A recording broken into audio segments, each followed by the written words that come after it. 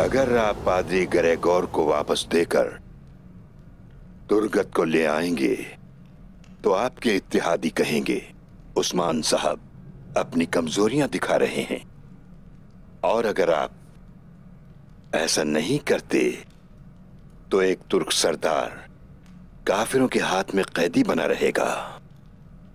आप भी सरदार हैं, रिवायात जानते हैं। सही कह रहे हैं शेख मोहतरम।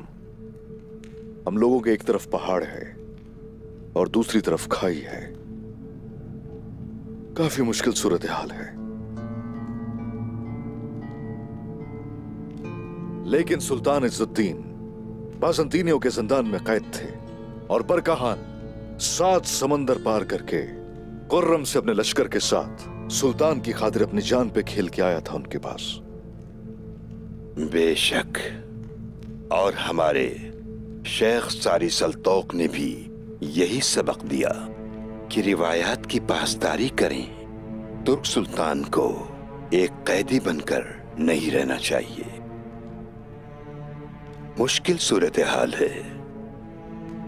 या तो दुश्मन को अपनी कमजोरी जाहिर कर दें या फिर एक तुर्क सरदार को दुश्मन के रहम करम पर छोड़ दें।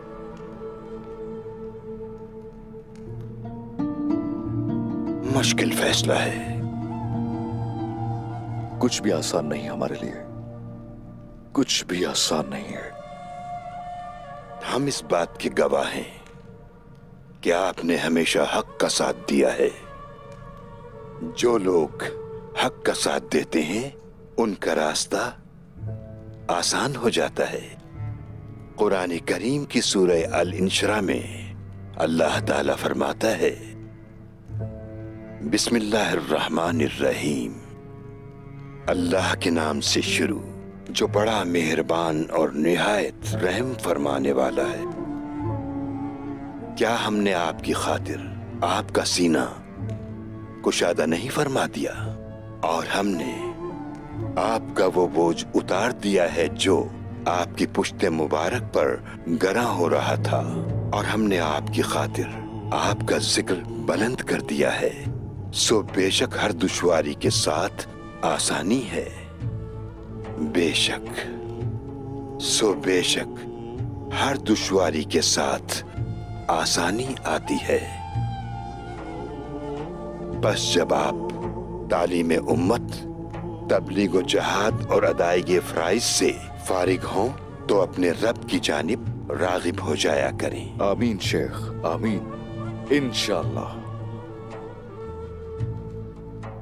रिवायात की पासदारी करूंगा मैं। तुर्गुत साहब को उनसे छुड़वा कर लाऊंगा। फिर भी उस पादरी ग्रेगोर को उनके हवाले कभी नहीं करूंगा। इंशाअल्लाह उस्मान साहब, इंशाअल्लाह। हमें बिल्कुल ताज्जुब नहीं है कि ये आप कैसे करेंगे।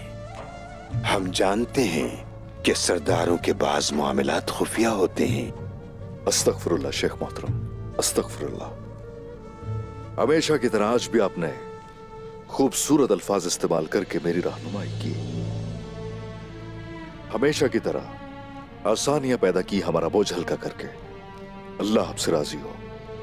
इंशरा हो साहब, इंशरा। इसका भी मतलब वही है जो आपने तुर्की में अभी कहा।